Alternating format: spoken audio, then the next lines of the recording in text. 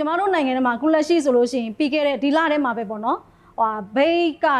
တနင်္သာရီတိုင်းနဲ့လောင်းလုံမြို့နယ်မှာဆိုရင်အသက်80ကျော်အဖွားကြီးတယောက်ကိုစစ်သား3ယောက်ကနေပြီးတော့မှ3ရက်တီတီသူ့အမျိုးသားရှေ့မှာပဲ rate လုပ်သွားတဲ့ case တစ်ခုရှိတယ်